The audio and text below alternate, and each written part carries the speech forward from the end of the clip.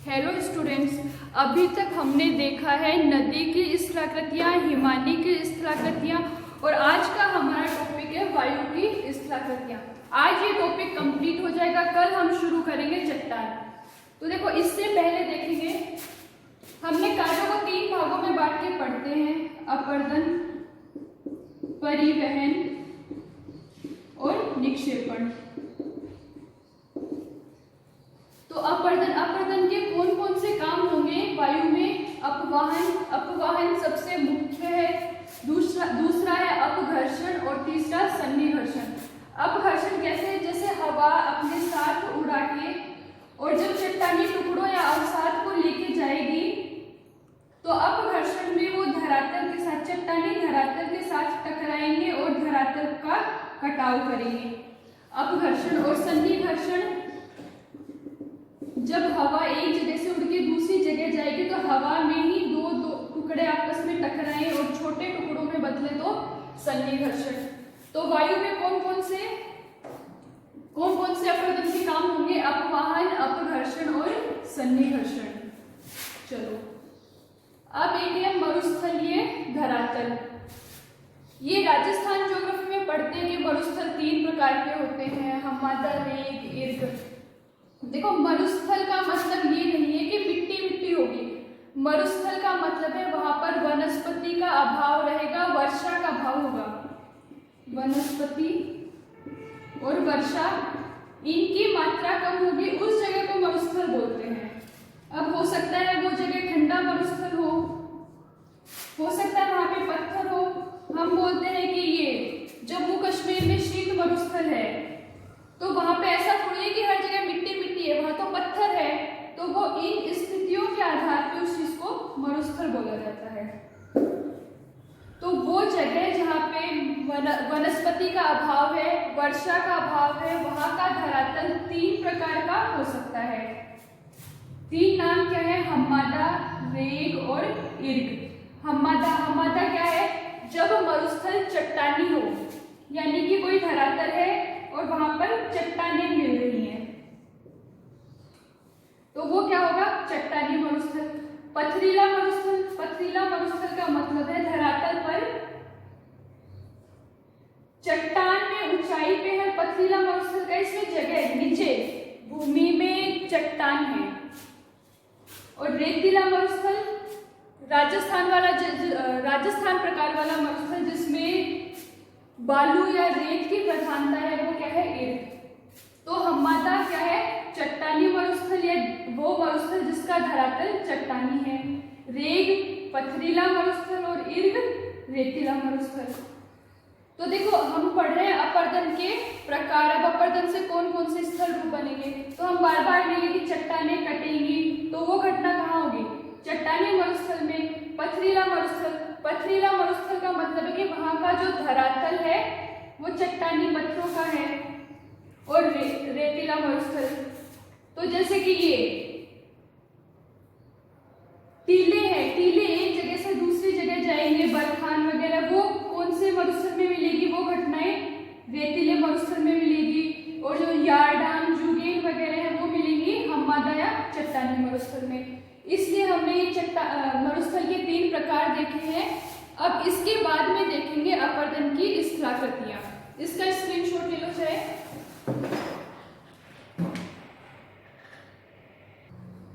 देखो, हम देख चुके हैं कि वायु में अपरदन के कौन कौन से रूप मिलेंगे। हमें मिलेंगे अपवाहन, अपघर्षण और सन्निघर्षण।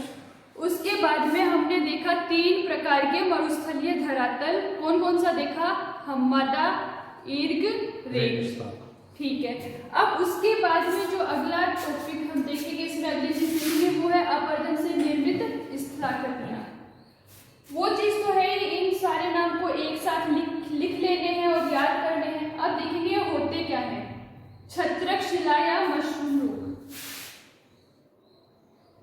ये मरुस्थलीय भाग है और इसमें ये कोई चट्टान है।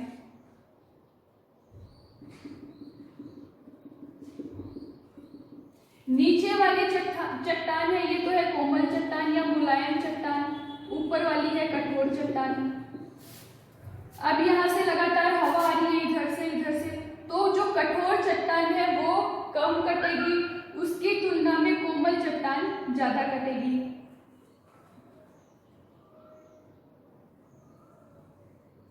ये चट्टान तो इतनी कट गई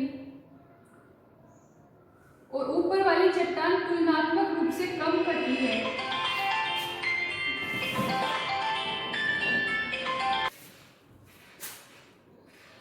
तो देखो, ये जो कोमल चट्टान थी इसका कटाव अधिक हो गया, कठोर चट्टान का तुलनात्मक रूप से अपरदन कम हुआ। तो जो स्थलाकृति बच गई वो कैसी है?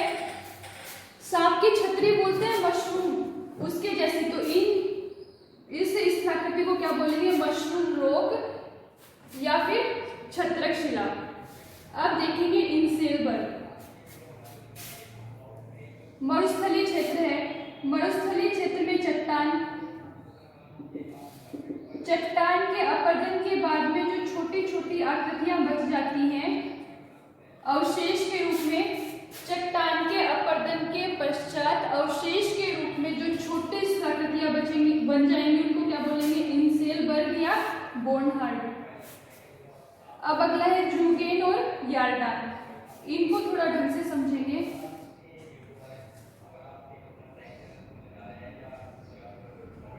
कोमल और कठोर चट्टान,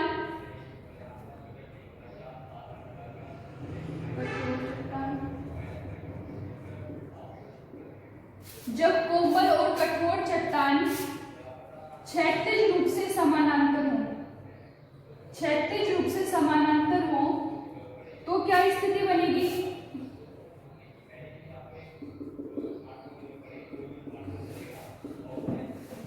अब यहां से चट्टान का कटाव शुरू होगा, ठीक है। जो कठोर चट्टान है उसका कटाव कम होगा और कोमल चट्टान का कटाव अधिक हो जाएगा और स्थलाकृति कुछ ऐसी बन जाएगी। जो छोटे थे तो इंकपोट या शाही की दवात काम में लेते थे, तो दवात नुमा स्थलाकृति बनेगी, उसको क्या बोलते हैं? जूगेन। जूगेन में स्थिति क्या होगी? कठोर और कोमल चट्टानें क्षैतिज रूप से समानांतर मिलेंगी, तो कठोर चट्टान का अपरदन कम होगा, कोमल का अपरदन अधिक होगा। यहाँ से कटना शुरू हुआ, हवा के साथ जो कण वो एक ही एक जगह घूमते रहे तो वो नीचे नीचे तक काटेंगे। फिर जैसे ही कोमल चट्टान में पहुंचेगा तो वो घूमते घूमते इसको किनारों से काटेगा, तो इससे जो स्थलाकृति बनेगी वो कैसी बनेगी? दबानुमा। अब है यार्डान। यार्डान इसकी जस्ट अपोजिट। जब कोमल और कठोर चट्टानें लंबवत रूप से समानांतर हैं,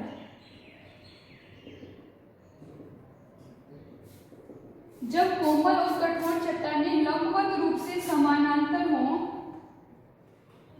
तो कोमल चट्टान का अपरदन अधिक होगा और कठोर चट्टान का तुलनात्मक रूप से कम होगा। तो कोमल चट्टान का अपरदन हो गया, कठोर चट्टान थी वो तीखे तीक्ष्ण किनारों वाली खड़ी संरचना में बच गई। तो इस तरह की जो आकृति बनेगी वो क्या कहलाएगी? यार्डान। ये क्वेश्चन फर्स्ट ग्रेड में आया था कि यार्डान में अपरदन लंबवत रूप से होता है या क्षैतिज रूप से। तो जूगेन में क्या है? कठोर और कोमल चट्टानें क्षैतिज रूप से समानांतर और यार्डान में लंबवत रूप से। तो जूगेन में जो स्थलाकृति बनेगी वो कैसी बनेगी? दबानुमा। अब है वातगर्त। वातगर्त क्या है? चट्टान है और जब चट्टानों में लगातार ये जो चट्टानी टुकड़े थे इनकी टक्कर से बार बार और छिद्र बनेगा और जब वो छिद्र गहरे तक पहुंच जाएगा, जब गर्त बन जाएगा तो उसको क्या बोलेंगे? वातगर्त। अब भू स्तंभ या डेमोसेल, ये हमने देखा था छत्रक शिला, ये कुछ वैसा ही है।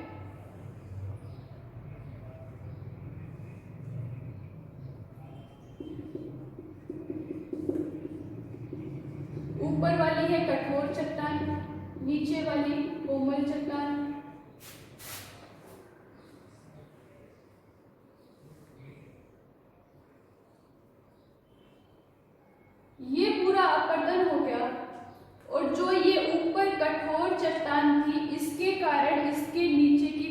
चट्टान का अपरदन भी नहीं हुआ। जैसे गांव में देखते हैं मिट्टी काटते हैं, तो मिट्टी काटते काटते एक ऐसी बची जो इधर से मिट्टी काट दी, अब इधर से लगातार मिट्टी काटते ला रहे थे, तो फिर लास्ट में एक स्थिति ऐसी आ जाएगी कि एक टीला सीधा खड़ा बच जाता है, तो उसी के जैसे दिखेगा। इसमें ऊपर थी कठोर चट्टान, नीचे है कोमल चट्टान, और कोमल चट्टान इस कठोर चट्टान के कारण अपरदन से बची हुई है, तो वो जो इसका प्रतीक है वो क्या कहलाएगी, भू स्तंभ या डेमोसेल। अब है तिपहल शिला या ड्राई कंटर।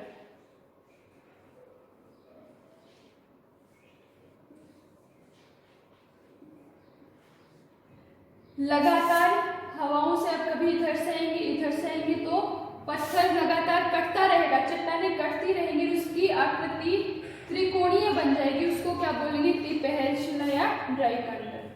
अब है पुल तथा खिड़की। ये हमने देखा था वातगढ़, जैसे जो पुरानी इमारतें हैं उनकी ईंट कच्ची हो जाती है तो उसमें वो लगातार अपरदन से उसमें छेद हो जाएगा, वो तो था वातगढ़। और जब ये छिद्र आर पार हो जाएगा तो उसको क्या बोलेंगे, खिड़की। जब किसी चट्टान से, जैसे ये चट्टान है और इसके बीच में से छिद्र आर पार हो जाता तो उसको क्या बोलते, उसको बोलते खिड़की। और उसके ऊपर से आने जाने के लिए जगह बच जाती तो उसको बोलते पुल। खिड़की तथा पुल। देखो अभी तक हमने अपरदन के स्थल रूप देखे थे। अपरदन में जो मेन नाम हमें याद रखने हैं, यारडांग, जुगेन, छत्रकशिला, ड्राई कंटर मेन नाम थे। अब देखेंगे हम इनसेलबर्ग, ठीक है। अब है निक्षेपण के स्थल रूप। वायु में निक्षेपण दो प्रकार का होगा, एक तो सिर्फ वायु के कारण, दूसरा मरुस्थलीय क्षेत्र में नदी या फिर पानी के कारण होने वाला निक्षेपण। तो हम देखेंगे सबसे पहले सिर्फ वायु के योगदान से होने वाला निक्षेपण। तो सबसे पहला है बालू का स्तूप। गांव में हम जिनको टीले बोलते हैं वही क्या है, बालू का स्तूप। बालू का स्तूप क्या है, जब मिट्टी या अवसाद वायु एक जगह से इकट्ठे हुए एक जगह टीले के रूप में, इनको उड़ा के दूसरी जगह जब इस रूप में बनाएगी, इकट्ठा करेगी, तो निर्मित स्थापत्य क्या कहलाएगी, बालू का स्तूप। बालू का स्तूप कई प्रकार के हैं, मेन देखेंगे अनुदैर्घ्य या पवनानुवृत्ति। अनुदैर्घ्य या पवनानुवृत्ति क्या है, ये पवन की दिशा है और इसके दोनों तरफ, इसके समानांतर दोनों तरफ जब स्तूप का निर्माण होगा तो वो क्या कहलाएंगे, पवनानुवर्ती या अनुदैर्घ्य बालू का स्तूप। अनुप्रस्थ बालू का स्तूप। अनुप्रस्थ बालू का स्तूप क्या है, पवन की दिशा के लंबवत जब स्तूप का निर्माण होगा तो अनुप्रस्थ बालू का स्तूप। बरखान। बरखान की आकृति कैसी होगी, अर्धचंद्राकार। अर्धचंद्राकार आकृति क्या कहलाएगी, बरखान कहलाएगी। सीप। सीप क्या है, आकृति तो इसकी भी अर्धचंद्राकार होगी लेकिन इसकी एक भुजा ज्यादा बड़ी होगी और एक समान। ये क्या है, अर्धचंद्राकार आकृति, एक भुजा छोटी है दूसरी भुजा लंबी है, सीप कहलाएगी। ये थे बालू का स्तूप। अब है रिम्पल्स या उर्मिका, जिसे हम लहरिया बोलते हैं। जब गांव में भी अगर जाते हैं और मिट्टी सुबह सुबह जाएंगे तो जब हवा चलती है रात में सुबह सुबह, उससे हमें ऐसी लहरें मिलेंगी जिसको सामान्य भाषा में लहरिया बोलते हैं, उसी को ज्योग्राफी की लैंग्वेज में क्या बोलते हैं, रिम्पल्स या उर्मिका। अब अगला है लोएस। लोएस का पठार भी है चीन में, तो वो इसी प्रकार से निर्मित है। देखो लोएस क्या है, बारीक मिट्टी के कण है, जब इनको हवा उड़ा के मरुस्थलीय सीमा से बाहर ले जाके निक्षेपित करती है तो क्या बनेगा, लोएस। बारीक बालू के कणों को जब हवा उड़ा के मरुस्थलीय सीमा से बाहर निक्षेपित करे तो निर्मित मैदान क्या बनेगा, लोएस, या निर्मित प्राकृतिक लोएस। लोएस का पठार, लोएस प्रकार की मिट्टी, और ये भी चीन के हांगो प्रदेश में मिलेगी ओएस। अब देखेंगे मरुस्थल और मरुस्थल में भी जल के कारण बनने वाली स्थलाकृतियां।